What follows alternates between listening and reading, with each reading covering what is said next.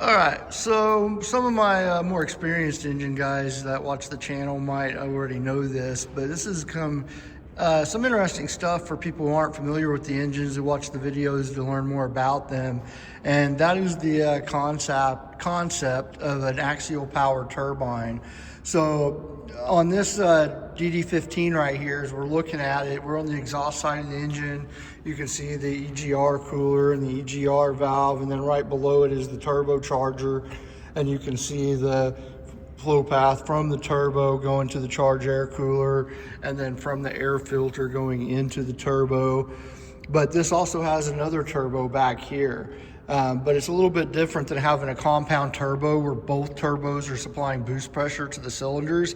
This turbo is, right? This one is providing boost pressure, but the exhaust gas that's left over travels through this turbo and goes into this one that's in here. So you can see right here the bellows that connect the two turbos to each other.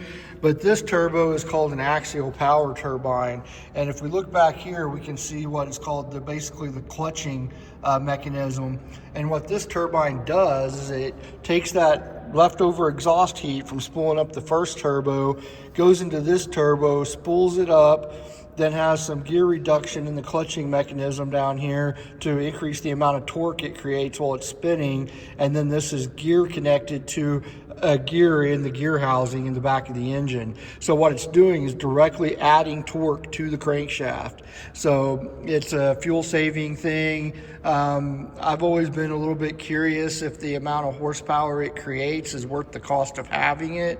I've been told by some of the Freightliner instructors that this creates around 50 to 70 horsepower. So kind of iffy, not when you consider that this fan alone can be up to a 75 horsepower parasitic load. So I'm not real sold on these things, but they are kind of neat in how they work. And then you have the clutching mechanism so that if the RPMs of the engine exceeds what this thing's trying to create, it'll declutch and not cause any kind of bushing or bearing or damage to it.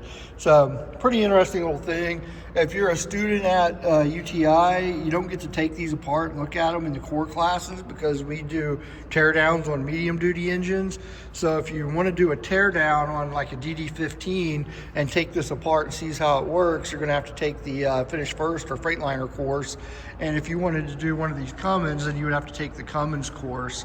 So for this lab, all we're really using them for is starting diagnostics, learning how to use the diagnostic link for the Detroits and Cummins Insight.